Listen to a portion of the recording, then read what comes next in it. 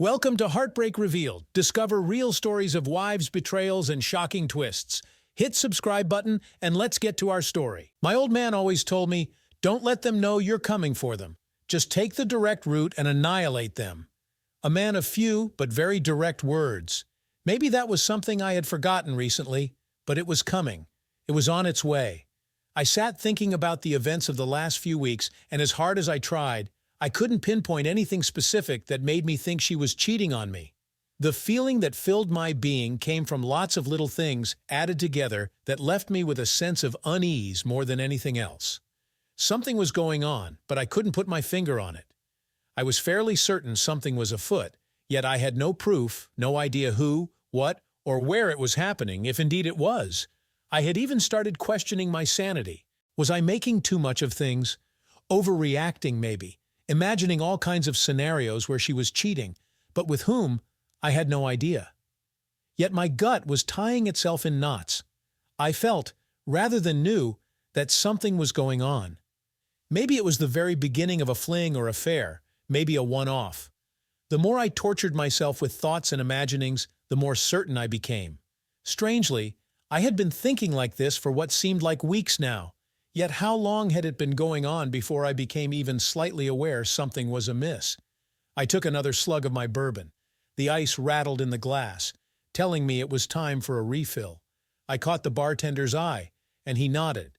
He slid along the bar and replaced my glass with another double bourbon on the rocks. He gave me a half smile, as if reading my mind. He had seen the same look many times before. His look was one of support, yet sympathy at the same time as he recognized the tortured look behind my eyes.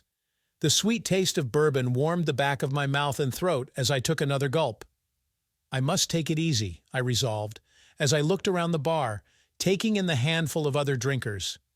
It was quiet, the low murmur of chatter just filling the room with unintelligible words, and adding a backdrop to my growing sense of misery.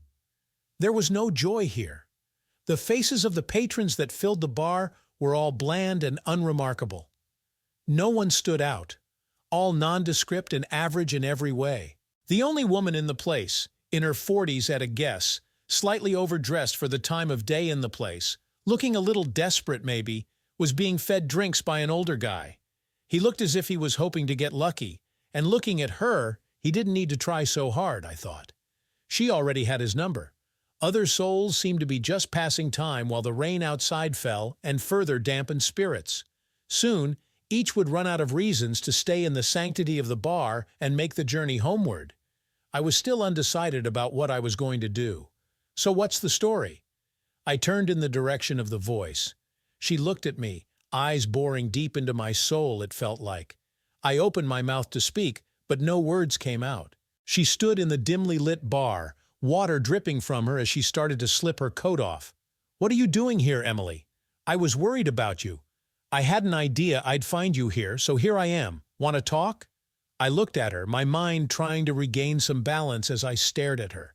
Worried about me? Why? What do you mean? I looked at her, trying to see what she was thinking, worried in case she was trying to catch me out in some way. Could I trust her? I sipped my bourbon and ordered her a vodka and soda, which was delivered with some style by the barman, smiling now as he took in the sight of Emily. She caught his eye as he served her, smiling one of her sweet butter-wouldn't-melt smiles as his eyes wandered across her cleavage. Emily waited until the bartender had moved away before she said anything else, her eyes wary as we looked at each other, both unsure and jostling for position and advantage. "Well, it's all to do with the way you've been acting recently. You look like you've got the worries of the world on your shoulders. You want to tell me just what the hell is going on?" I stared into her brown eyes for a moment before looking away. She always could read me like a book. That was something I always liked about her. We got on. We seemed to get each other somehow, too. We had arguments, but we never fell out about things. We always were straight and honest with each other. Well, to a point. That is, what was left unsaid was just understood. "Emily, okay, we're fine. There's nothing to concern yourself about, really." I looked at her as she took in my words. I could see she wasn't buying it. My heart sank. I had tried to pass it off, but I could see it wasn't going to wash. Emily took a slow sip of her drink as she looked straight into my soul again. Jesus, here it comes, I thought. She placed the glass on the table in front of her, then locked her fingers together as she leaned slightly forward and towards me. I know. I know what's going on. I don't know what you mean. I tried bluffing. For heaven's sake, Scott, I know. So let's level with each other and stop messing around. The bartender caught the last few words. His head twisted around just enough to try to catch more of what he supposed would be something juicy. Let's sit in one of the booths. This is too public for my liking. I saw the disappointed look cross the bartender's face as we stood and stepped across the bar into one of the side booths. We sat opposite each other like prize fighters, waiting for the other to take a swing. Okay, so what is it that you think you know? I jousted. Nice try, Scott. You know you can't lie to me. We've known each other far too long. I know. So tell me about it. You know you need to talk to someone, so come on. Out with it. I had known Emily since she was 17. She was always around and had a sort of crush on me at one time when I started dating her sister, Amanda. Amanda was 3 years older. We began dating when we were both 20. Emily and I had always got on, much to the annoyance of her older sister. They were as different as chalk and cheese in a lot of ways, but their temper was shared with evidence of many sibling blow-ups over the years. After 2 years, we had married and settled down to what I thought was an idyllic future. We were both working in decent jobs and earning enough to make life comfortable at the least. My sister-in-law, Emily, had been having a fun time throughout her late teens and early 20s, and now at the age of 25 was looking for something more grown-up. I felt she had sown her wild oats and matured into someone that any guy would be lucky to get close to, in my opinion. Amanda and I had been married for 5 years. Well, it would be 5 in another month when our anniversary is due. That is, if we make it that far. I used to think Emily was a very attractive woman and one who I counted as a friend, as well as my sister-in-law. I looked at her as my eyes started to fill as I searched for the words to explain how I felt. But still, with her words I know loud and clear in my mind, she reached across the table, her fingers stroking mine before gripping them tightly, a sign of support and more to me as I felt my heart slowly breaking. Okay, Scott, if you won't say it, then I will. She is cheating on you. I think you know it. I certainly do. Now, what are you going to do about it? My eyes widened as I heard the words, but still refused to comprehend as I stubbornly tried to work out what I knew and what it meant. I didn't want to hear any more. In my mind, if I didn't really know, then it couldn't be happening and couldn't then hurt me. I also wouldn't have to deal with it. Emily looked at me. She saw the glassy-eyed look I gave her. Was it shock or denial? Scott, I love you dearly, but for heaven's sake, wake up. I am sure it's some kind of misunderstanding or something. I tried to palm her off and also tried to further delude myself. Emily's eyes suddenly flashed with rage. She reached out and slapped me round the face.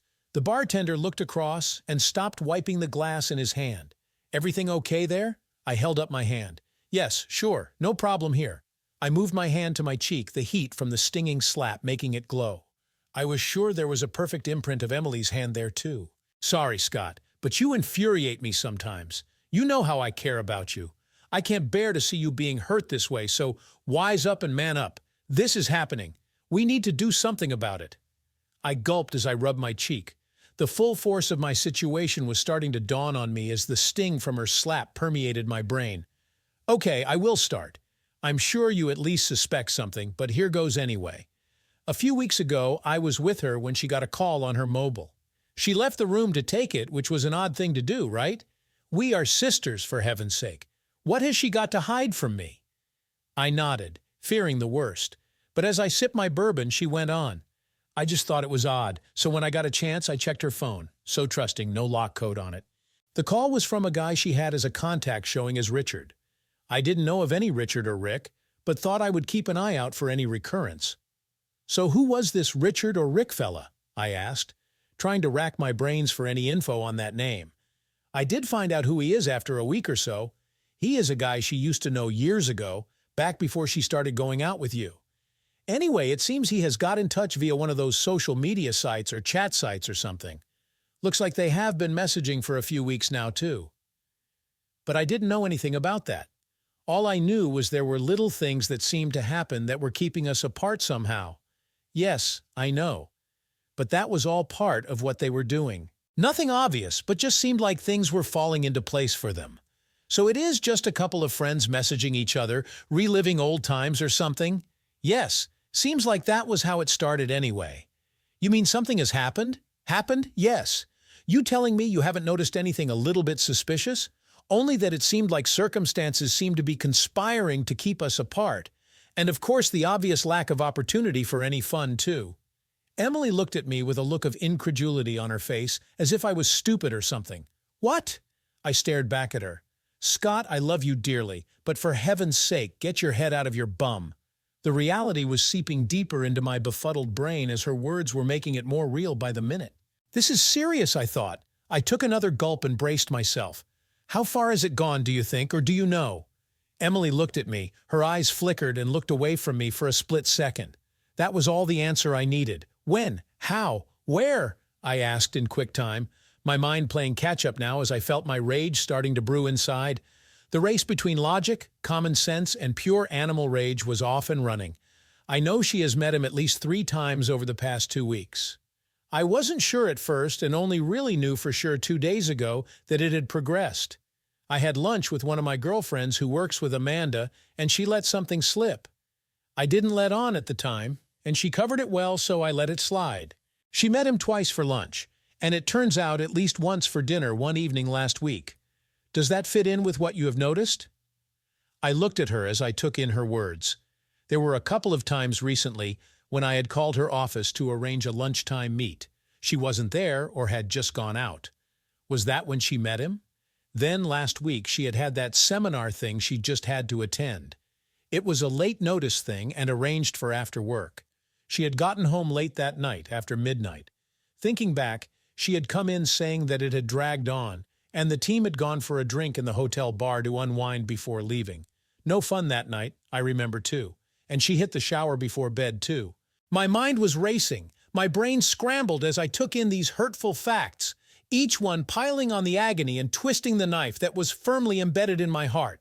"Screw this!" I suddenly spat. Emily looked at me, her eyes now showing concern. "Scott, what are you going to do? Don't do anything stupid. It's not worth getting yourself into trouble with the law for." I looked at her. I could sense from the look on her face that she had seen the change. My face felt like stone. My heart was now a granite block. My body was preparing itself for what was to come, and she could see it. Screw it. I will not put up with this in any way. It will stop. I will stop it. There is no room in my life for a cheater. She will pay. He will pay too. My eyes glazed over as the fury inside built. My muscles tensed, fists tightened. I was never a violent guy. I had my share of confrontations when younger, but never ever looked for trouble. Just sometimes, you need to step up and face things, which is what I did then. I was just a little out of practice is all, but that was going to be remedied fast too. Scott, whatever it is you have in mind, take a step back. Think about it. Don't rush in without a plan, or it will all go to hell. You need to think and prepare, or you will end up getting burned. Her words soaked through my rage, seeping into the sensible part of my brain, and made sense in a weird way. It helped me calm down some and realize that what I had been suspecting was indeed true. So I wasn't going crazy, at least. Is that where you think she is now? I looked across at Emily. I could see her eyes had filled, and a tear had started its lonely track down her pretty face. Yes, I know she is with him now. That's why I came looking for you. I felt the rage stirring again. My fist thumped the table. Several people in the bar turned and looked. I raised my hand to the bartender. He gave me that half smile again. How the hell did he know? "Do you know where?" I asked, more in hope than anything else. "No, I don't have a clue, but I will see my girlfriend again tomorrow and find out what I can. I know he is married with a couple of kids, though. Not sure where he lives, but I will do what I can to find out if it helps." I reached for her hand, holding it tightly as I brushed the tear from her cheek. "Thank you, Emily. I know this is hard for you, but I do appreciate it, really. I do. What will you do?" She looked at me worriedly. "I know I can't do what I want to, at least not yet. But I will stop this, and when I do, it will be final, and there will be retribution. No remorse. But they will both pay. In the meantime, I will secure what is mine, get the evidence I need for whatever I decide to do next." Emily looked worriedly at me as I finished my bourbon. I caught the bartender's eye, and he poured another for each of us. As he shuffled over, I could see Emily was wanting to say something. I held my hand up to stop her until the drinks were served. I slid a note to him. "Keep the change." He nodded and left. "So how long before you confront her? I have a lot to consider." "I will make a couple of calls tomorrow. I need to secure my assets, and I'll make sure that she does not get a penny from me. Not one penny. You know it will be difficult to be around her, don't you?" "Yes, I realize that. But it has been like that in a way for the past few weeks anyway. I'm guessing if she hasn't noticed now, she won't see any change." Emily gulped her drink down and stood. "I have to go, Scott. Can we talk again tomorrow? I will find out what I can for you." She slipped her coat back on. I stood and helped her, feeling her close to me. Damn, she looked so much like her sister. She looked up at me. I could see the tears in her eyes as I kissed her cheek. "Go home. I will be fine. I will call you tomorrow." She smiled and turned away. I watched her step through the door and into the dark and wet evening. I breathed a deep sigh as I sat down, wondering what to do now. One thing was certain: they will pay, and it will be swift, relentless, and unforgiving. I don't recall much after that. Somehow, I woke in my own bed with a mouth like the bottom of a birdcage. My head was still swimming as I raised it off the bed. Rolling over, I noticed I was alone, and there was no sign of Amanda. My senses slowly awakening as I heard noises from downstairs. Sliding my feet over the side of the bed, I tried to stand. "Oh my, what did I do to myself last night?" I thought. I staggered to the bathroom and started to rouse myself from the aftermath of my bourbon cloud. I wandered downstairs in a haze of pain. My joints ached. Everything seemed to hurt. Stepping into the kitchen, I saw her. "Hello, love. What did you get up to last night to get into that state?" "Wouldn't you like to know?" "Had a drink with an old mate is all. Got carried away." I sat and poured orange juice, swallowed it, and went for another. "Oh, really? Who was that? Anyone I know?" My mind clicked into gear. "No, I don't think so. It was Rick. I knew him from way back. Haven't seen him in years, and he is in town for a couple of days on business." "Rick?" There. Just a flicker of something in her face as she turned. "Yes, I'm sure you may remember him, thinking about it. We were at college together, played football for a couple of years. Tall guy, dark hair. He asked after you anyway." Amanda looked puzzled. "Sorry, I don't recall a Rick. Still, as long as you had fun, strike one." She sat opposite me at the table.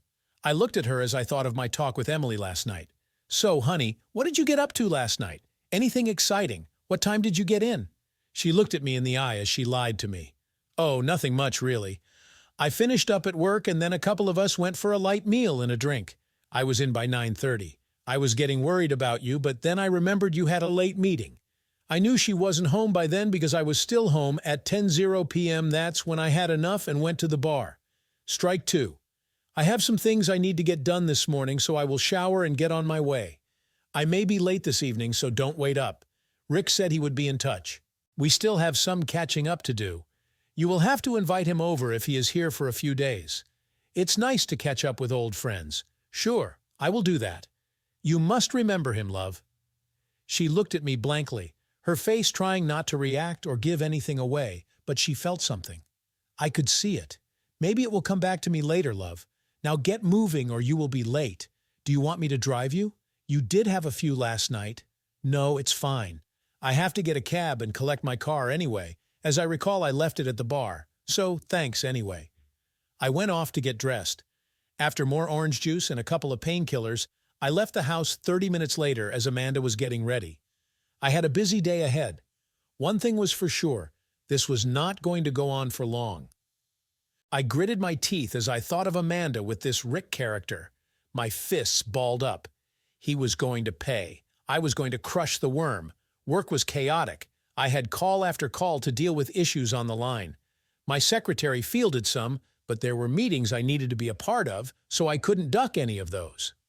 By mid-morning, the initial rush eased off, and I had some almost free time to deal with my personal issues. I closed my office door and started to check out my financials. Within 15 minutes, I had tightened the purse strings and moved some cash out of reach. I also arranged a meeting with a lawyer to discuss a possible divorce. I still had a few days before that, so my thinking was that it would give me time to get more information. Not that it would matter that much anyway, but it could give me some leverage. Amanda had her own bank account and credit card, so there was no need to do anything there. It was access to our joint account that was of concern, but I plugged that loophole quickly, so if it came to it, she couldn't get any more than what was left. My own account was secure and only had a small balance.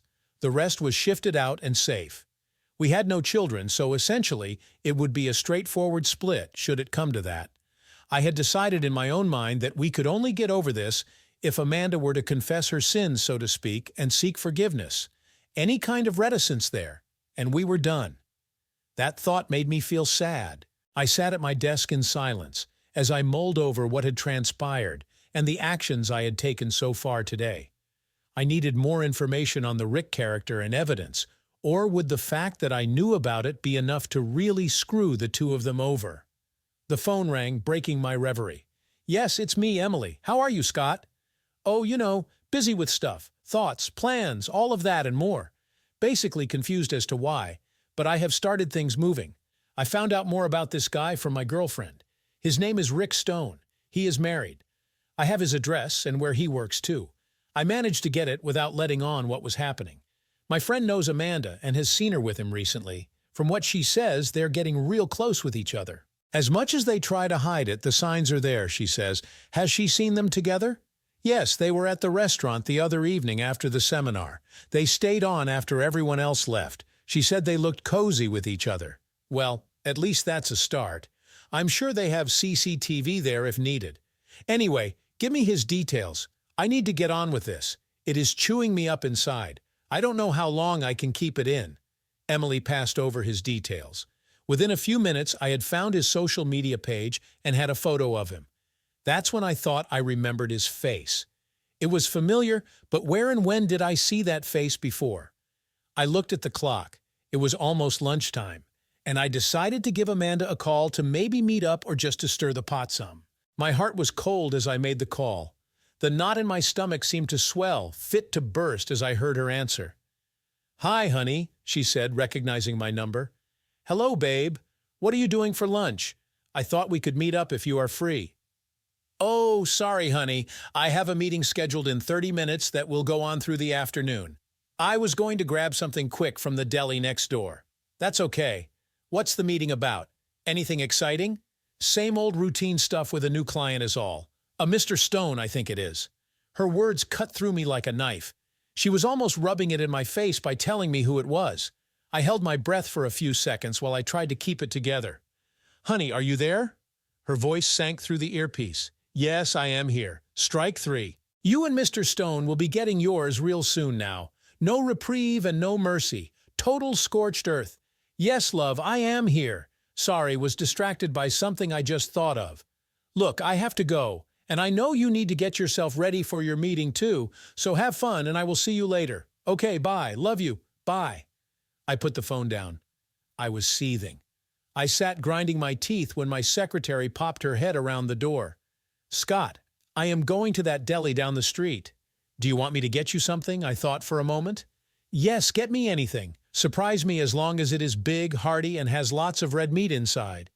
I feel in the mood for something to get my teeth into." She looked at me strangely and nodded as she closed the door. She thought her boss was acting a little strangely. He had been closeted all morning, businesslike, yes, but there was also something else. There was something brewing. She just knew it. Emily called by her sister's office. As she strode into the foyer, she saw her sister step out of the elevator and walking towards the front door alongside a tall, dark-haired man. He looked to be about 30, so a couple of years older. She recognized him after seeing his photo online. Rick Stone. She stepped in front of her sister, who jumped in surprise seeing her. "Emily, what are you doing here?"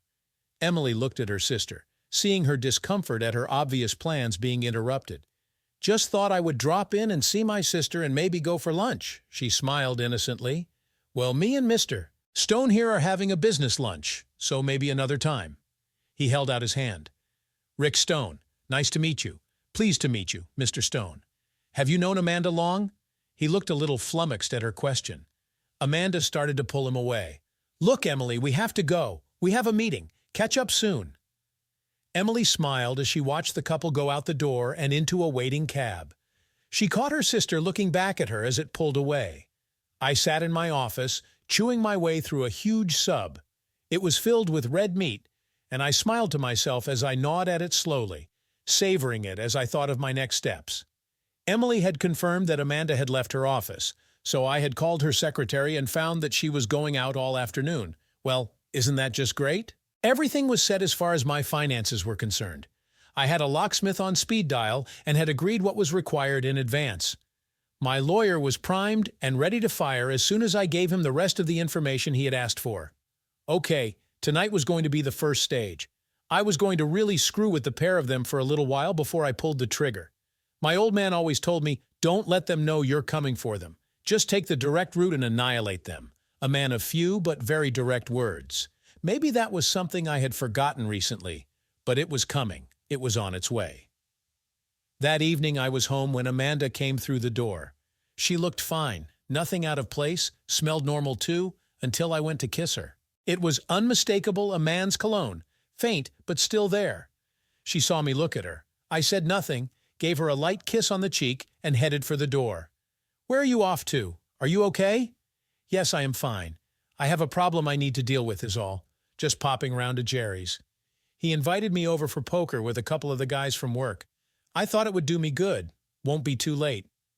With that, I closed the door behind me, and grinding my teeth, I got in my car and slipped down the driveway. I drove to Jerry's, pulling up outside his place. He ushered me through the door and into his garage. Jerry, an amigo from way back. He has always sailed close to the wind, had his issues with the police in the past, but given his particular brand of combat training, he was the ideal friend for what I had in mind. You don't screw about with a cage fighter. Jerry was a big guy. He was 63 and 200 pounds, all muscle. Not the sort of guy to mess with, believe me, with a temper to match his size. He was formidable, yet we had been firm friends since school. I had called Jerry earlier, and he had offered his help in any way. No questions asked, no matter what I needed. That sort of support. We quickly slipped through into the garage, and I changed my clothes into a pair of dark overalls with a matching ski mask. We looked like two mime artists. We stood looking at each other. No words were said as we got into a nondescript second-hand car he had got hold of. Nothing remarkable or noticeable about it. Cruising slowly across town to the address Emily had given me, still no words passed between us. We had agreed the format before, so there was no need to say anything else. Jerry stopped the car outside Rick Stone's home. There was no sign of life as far as we could see. We waited in silence as the front door opened. We saw him step out. He got in his car and eased down the road. Jerry followed at a safe distance. We already knew where he was going, so there was no rush or panic. Parking at the driving range was no problem. We stayed in the car as Rick Stone went for his customary 50-ball bucket. It was something he did every week, apparently. Amazing what you can find out online if you know where to look. We settled back. The radio was on, and Kenny Rogers was crooning quietly. Jerry looked at me as the words fell from the radio. He reached out and turned it off. We sat watching and waiting. The tension inside me was almost unbearable. It was difficult to keep still and not step out and walk around, but that was risky. The car park started to empty until only a couple of other cars were left. We both tensed as we saw him making his way to his car. Jerry got out and stealthily made his way towards the target. Rick Stone was still reliving the last shot of his practice when he lifted the lid of his boot. As he laid his clubs inside, Jerry lifted and shoved him into the boot along with his clubs. One well-aimed punch to the jaw was all it took to silence him. The cage fighter and Jerry took over, and for the next 30 seconds, Rick Stone had some severe pain inflicted on him in the confines of the boot of his own car. Satisfied he had used the human punch bag just enough, Jerry switched his attention to Mr. Stone's groin. Several visits of Jerry's fist soon had him squealing before he passed out. He slammed the lid down and quickly got back to the car, where I drove us out of the car park quietly, with no fuss. "That went very well," Jerry mused as he pulled off his gloves and mask. "Thanks, Jerry. I really appreciate that. Don't worry, pal. Anytime. I still owe you and could never repay you for what you did for me." "Well, that's what friends are for." "At least your hands aren't banged up, and there was no CCTV on the car park, so the job is done, as they say. Let's get back and start that card game. The others will be there by now." We drove back, and for the next 4 hours, we played poker for fun. No high stakes. We were mates, and mates don't rip each other off. The atmosphere was good. The guys all knew what was going on and were behind me all the way. That alone made me feel good. I knew I had to do my business with Amanda real soon, too. But first I was going to mess with her head.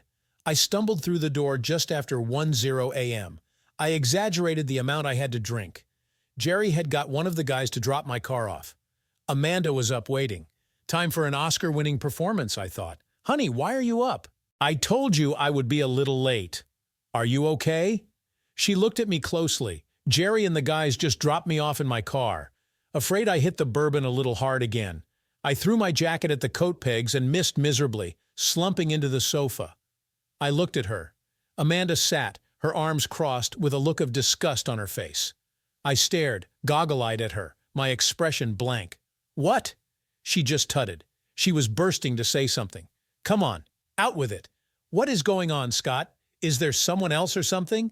You are acting really weird lately. I laughed. I could feel my anger brewing and bubbling inside me. I swallowed it back down.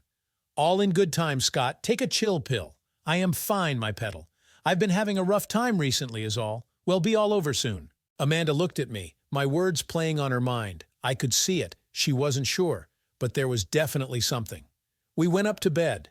I made a thing of collapsing and dropping, apparently off to sleep almost immediately. That pissed her off. She was up for the full-on row, but I wasn't playing.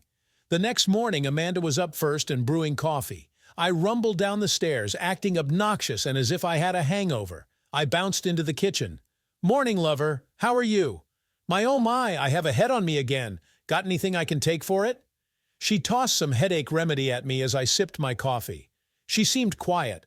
I saw her phone on the kitchen table and wondered if she had been called by anyone. Amanda saw me looking at her phone. I could tell she wanted to reach for it, but it would have seemed odd. I poured some more orange juice and casually picked it up. I saw a look of panic flash across her face, so she had gotten a message somehow. I just looked at it quickly before sliding it across to her. Needs charging, love. Don't want a flat battery to stop any messages getting through. I walked out of the kitchen and went to get dressed. Amanda looked after me like she knew something was going on. Rick hadn't texted her this morning like he had been doing for the past couple of weeks. He couldn't know, could he? She dismissed the thought. No chance. She had been so careful. It had only been going on a few weeks. It was a few lunches, dinner 2, 3 times, and of course the hotel. That was 3 times as well. It was nothing much, really, she thought. Just some harmless fun, and Scott would never know. He wasn't going without, was he? That suddenly made her think. When was the last time she had fun with her husband? Oh my, she couldn't remember. Maybe that was it. She needed to do something about that, and fast. She had been so wrapped up with Rick that she had missed what was in front of her, the one sure thing that would make Scott suspicious. I bowled down the stairs and almost flew out the door as Amanda tried in vain to grab me for a deeper kiss than normal. I was not having any of that. I waved and smiled as I pulled out of the drive and cruised to work. Around 11:00 a.m., I thought I would send Amanda a text just for fun. Sorry about today. A lot on my mind, but it will soon be resolved. Love you. I settled back, waiting for something to happen. Just after lunch, Emily called in to see me. Scott, what the hell happened? What are you on about, Emily? Rick Stone was found in the trunk of his car, battered by one of the golf club employees earlier today. Amanda told me about it. She is in bits over it. She is really rattled. I told her that these things sometimes happen nowadays, and it is awful when it is someone we know, but not to read too much into it. You did it, didn't you? Oh my, was he badly hurt? I can't say I care too much either way, but no, I didn't lay a finger on him. Well, he is just beat up a bit. A few cuts and bruises, I hear, but nothing broken, it seems. Did you ask how she found out? Yes, she said she had a meeting arranged with him today, and his company called, saying he was in the hospital. His wife had rung them. That's very cute. Plausible too, but cute. Maybe next time it won't be so easy for them all. What do you mean, Scott? Accidents happen in the strangest places. That night when I got home, Amanda wasn't indoors. Her car was gone, no message. I called her phone. Where are you, love? I asked cheerily. Oh, I'm at the hospital visiting a friend. Won't be long. Just on my way now. Okay, well, I hope she's on the mend. Anyway, see you soon, love. Love you. Bye. I clicked the phone off before she could reply. 30 minutes later, she arrived home. Her face looked gray and haggard. How is your friend? I hope it's nothing too serious and she will be out of there soon. Amanda looked at me as if she wanted to say something but thought better of it. Oh yes, it's nothing too dramatic. She just fell and ended up with some nasty bruising. We'll be home in a few days. That's good. Coffee? Yes, thanks. Amanda looked at me as she sipped her coffee. One of my company's reps was assaulted the other night. She left the statement hanging, looking for a reaction. Oh my, really? What happened? He was beaten and left in his car overnight. Oh dear, that's terrible. I hope the police catch whoever did that. Is he okay? Yes, he is, thankfully. Rick wasn't hurt too badly. Just seems like they wanted to beat him up for no reason. Nothing was stolen or anything. Strike 4. That's the Rick you said you didn't know about. She saw me looking at her and knew she had slipped up. She tried to cover it, but she knew it was too late. She also knew now that I knew too. Hastily, she made an exit to get changed. I suspected that she would be on the phone any second now. But who to? I decided that I needed to review my plan as things were moving faster now. I needed to move things along a bit. I called up the stairs to Amanda and told her I needed to go out for a little while. Not to worry, I won't be long. I drove to Rick Stone's home address and knocked at the door. The door opened and a petite, dark-haired woman stood in front of me. Mrs. Stone, you don't know me, but I have something to tell you that is rather delicate in nature. May I come in for a moment? She looked at me, nervous but intrigued at the same time, cautious. My name is Scott Adams. My wife is Amanda Adams, and she has dealings with your husband. I stopped there as she got a look on her face that emitted realization and dread at the same time. She stood away from the door and ushered me inside to the lounge. I take it this has something to do with the two of them? I could see the pain building in her eyes already. Yes, I am afraid it has. They have been having an affair. I found out a few days ago. I'm sorry to have to break this to you. I also know he is currently in the hospital. She seemed to fold inwardly. Her head sank to her chest, and tears flowed easily for a few seconds. I knew it. I knew he was at it again, she spat. I am going to divorce Amanda. She has had enough chances to come clean, and I can't take her lies anymore. I am not too sure how long it has been going on, but I am satisfied she has betrayed me, and that I cannot forgive or forget. Does this have anything to do with the beating he took the other night? I looked at her imploring eyes. I quickly decided my course of action. I don't know about that. I didn't lay a finger on him. This has happened so fast for me. I am still in shock myself. Whoever did it is okay with me. Sorry, but that's how I feel. Could he have been playing around with another's wife too? Nothing surprises me. Well, he can keep his sorry butt on the other side of my front door. I have had enough of this. That is the reason we moved back here, because he was fooling around. I left her still spitting fire after giving her my locksmith's number and my lawyer's too. Damn, what a mess, I thought. I jumped in my car and headed for the hospital, which was only a 10-minute drive. I made it in less. I walked through the entrance hall, almost smiling, as if a layer of stress had started to shift from me. I squeezed into the elevator to the 4th-floor ward, where one Mr. Rick Stone was being cared for. I checked the patient board and found him in a side room. Slipping past the unmanned nurse's station, unnoticed, I entered his room and eased the door closed behind me. As I walked in, he looked at me questioningly. I approached his bed, looking at his bandaged face, one eye covered, the other bloodshot, peering at me, trying to focus. Jerry did a real good job, I thought as I looked him over. You look as if you don't recognize me, Rick. Think a little. I will give you time. I smiled at him as he eyed me comically. I sat at the side of his bed as he peered at me through the bandages on his face. I could only see the one very black and swollen eye. It sounded like there was a problem with his jaw, too. Never mind.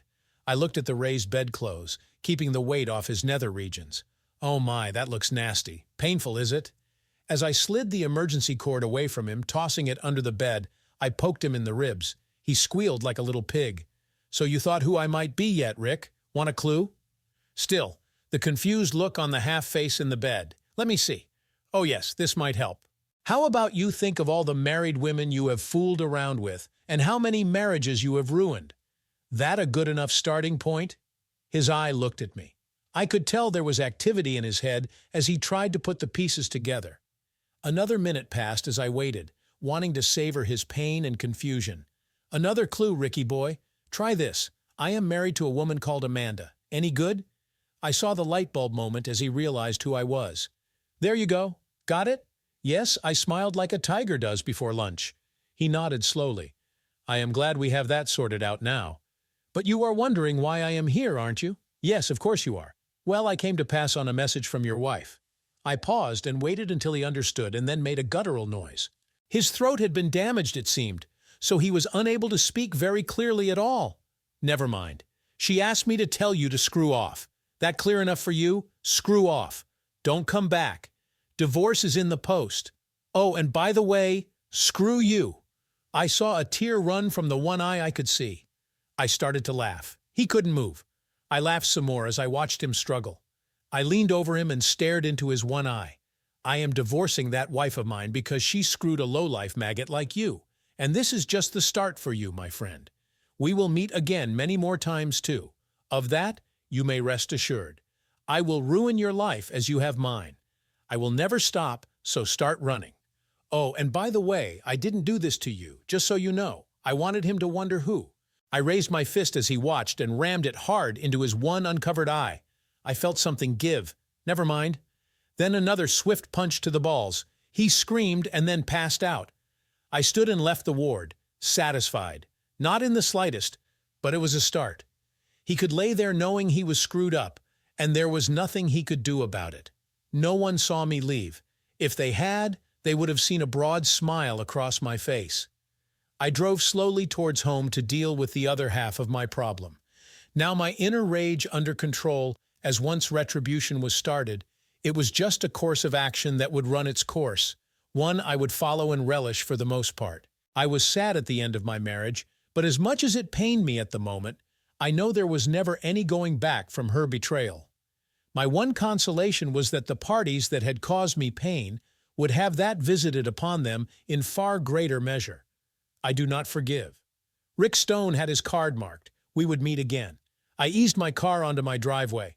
Amanda's car was parked where she left it not more than 2 hours ago. I tapped the bonnet absent-mindedly as I passed it on the way to my front door. I pushed my key into the lock. As I did so, I thought, this could be the last time I do this as a married man. My heart suddenly felt leaden as I stepped inside. It was as if all the worries of the past days suddenly became real and incredibly heavy on my shoulders as I walked slowly towards the lounge. I could hear the television murmuring in the corner of the room. I stood at the door, staring at her. Amanda sat perched on the sofa. Her demeanor was of fear and trepidation, as if waiting for the axe to fall. She had the sense that something was not right. It was as if the game was up, yet nothing had been said. She shook with nervousness as she tried to remain calm. I stood watching her. She looked up, and I saw the fear in her eyes, her mouth trying to utter something, but nothing came out. I walked into the room and then past her as I made myself a drink. I placed my glass containing a large bourbon on the rocks on the coffee table between us as I sat down, my eyes looking at her, taking in her fear, and I detected a shred of defiance too, maybe. I didn't say anything as I reached for my drink and slowly took a sip, the liquor warming the back of my throat as it slid down, my eyes unblinking, boring into hers. She was waiting. Let her wait, I thought as I took another sip. Still silence. My face was expressionless as I watched the woman who I had loved so deeply stare back at me, my heart still filled with deep feelings for her, but now balanced with a pain that she had inflicted on me without due cause or reason. Now she would be starting to feel my pain too. I stared at her. She saw nothing in my face to give her any reason for optimism. So much was being said already between us, without any words whatsoever. Amanda seemed to pull herself together and straightened herself up as she obviously decided to brazen it out. She had no idea what I knew, and she couldn't stand the incriminating silence any longer. Where were you? Her eyes gave away her concern as I sat motionless, silent. Talk to me, damn it, she rattled. I took another slow pull on my bourbon. I do love a bourbon after a busy day, I thought as I watched her getting more stressed. What is wrong with you, Scott? She hissed, getting angry at my silent treatment of her. Okay, Amanda, I will tell you where I went, as long as you tell me where you have been. Deal? She looked at me unsure and wary as her mind started working faster, like two prize fighters weighing each other up, not sure who will make the first move, wary of the counterpunch. "I told you I was at the hospital visiting a friend? What is all this about?" She sat back, arms folded, satisfied with her opening shot. I took another slow pull on my bourbon. "Dear, dear, I just knew you would say that. Want to take another try at that?" She watched my deadpan delivery, and I saw fear flash across her eyes. She was rattled now. "I was with my friend, like I said. What is wrong with you?" Again, she thought she had batted off the question and deflected it back on me. "Okay, Amanda, enough of this nonsense. I will tell you where I went, shall I? Al. It will make things easier for you to understand where we are going with this. I have been to see a friend myself. Not known her for very long, but what I had to say to her was really very important. I haven't even met her before, but I can say we are friends of sorts now." I watched her face closely. She was trying to pull it together, I could tell, but as she stuck her chin out, her defiance was a giveaway. "I had an enlightening talk with her about her husband, Rick Stone. You may have heard of him." I saw the veil start to slip. It seems her husband has had an accident and finds himself in the hospital. Nothing too serious, just some rather nasty bruising, really. So he will live, so that's good, isn't it? Amanda's face flushed as she could feel the net closing around her as I toyed with her. "What did you have to talk to this Stone woman about?" Amanda asked, knowing the answer, but dreading hearing it from my lips. "It seems her husband is a serial philanderer, a sex hound, cheater, or whatever you call it. Anyway, I found out he was cheating on her and felt she had a right to know about it." "Oh my God," she gasped, feeling the tightness of what felt like a noose around her throat. "Are you okay, sweetie? Can I get you a drink? Do you know anything about Rick Stone's affairs, my love?" I sipped my drink as she tried to find words. Her mouth wasn't cooperating, and nothing was coming out. "Let me help you here." I stared into her eyes, wanting her to see my innermost feelings. Now I know it all. Her eyes went wide, her hand went to her mouth as the realization hit her hard. I watched her face as she stared back at me, shock, disbelief, all of that and more, as she sought some reassurance but saw none in my face. "I know about you and Rick. I have known for a while, not long, but long enough. So if you have anything to say, I suggest you do it now before you never get the chance ever again." I emptied my glass and stood to pour another. "Sure you won't have one?" I asked, a lot calmer than I actually felt given the circumstances. She nodded. I poured us both large ones and sat back opposite her. Amanda took a large gulp and then looked at me. "It didn't mean anything, you know. It was just a fling. It was just a fling, of course it was. Didn't mean anything at all, did it? Are we forgetting the vows we both took?" I could feel my anger simmering now as she mentioned the cheater's cliché. "But it was just a fling, Scott. It just happened." "Oh, it just happened? You stupid! It never just happens. Two people decide to have a fling. They plan and agree to get their clothes off and fool around.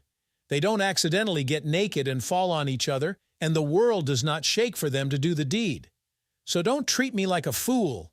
You and Rick, darling, already made me a cuck for a few weeks or maybe months, but no more. It was only twice, and it wasn't that great either. Yes, the thought of it was exciting, but doing it was no fun at all as I was constantly worried you might find out. Well, do you think I care if you liked it? Do you think I care if you were worried that you would get caught? Do you think I even care if you had your climax? Newsflash, I don't care. Besides, I did find out. So I hope it was worth our marriage. Scott, I am sorry, really sorry. It didn't mean anything. We can get through this. I will make it up to you and I will do anything you say." I heard myself laughing loudly, too maniacally as she stared at me, the thought just registering in her mind that this could be serious, finally hitting her. It was a mistake. "We can get around this. I am sorry. I will do anything to make it right. I'll be the best wife from now on. Make it right? Turn back time and undo what you did, can you? You are not sorry that you had a fling with that maggot. You are sorry you got caught. Would you have stopped if you hadn't been caught out? I think not. All the old cliches fall so easily from a cheater's lips, just like all the lies you have told me and others since this began. It becomes second nature. The only person swallowing your lies here is you. To be honest, you are not the woman I fell in love with and married. I don't recognize you now. You are just a cheap street hooker." She looked at me as the words in the depth of my hurt started to permeate her cheater's facade. This was serious. "What can I do, Scott? I will do anything. Nothing unless you can make a time machine. We're done. While I was out, I called Emily. She knows too, by the way. She will be here in a few minutes to pick you up. But where will I go? Are you throwing me out? She looked at me as the shock set in. You can go wherever you like, you cheating. Even back to the hospital to see your boyfriend. I don't care, as long as you are gone from here. We are done. I finished my drink and slammed the glass down to emphasize the end of the conversation. Amanda sat stunned, looking at me as there was a knock on the door. I stood and went and greeted Emily. How did it go? She asked as we stepped into the lounge. She looked at her sister, who was sobbing steadily now, her shoulders shaking. Just get the hell out of here, Emily. Sorry to be blunt, but if she doesn't go, I'm afraid she is in for the worst time of her life, so please hurry. Thank you for this, Emily. I will be in contact soon. I poured another drink as Emily bustled around, getting Amanda's things together. For the next few days, I listened to the sound of my wife sobbing as she watched her sister gather her things and toss them into a couple of suitcases. It took less than 10 minutes to remove her from my home. The longer battle would be to get her out of my life permanently and erase the pain. Retribution will help with that. That was all I had now to look forward to, as well as another stiff bourbon. I stared into the flames of the pyre I had built in the backyard.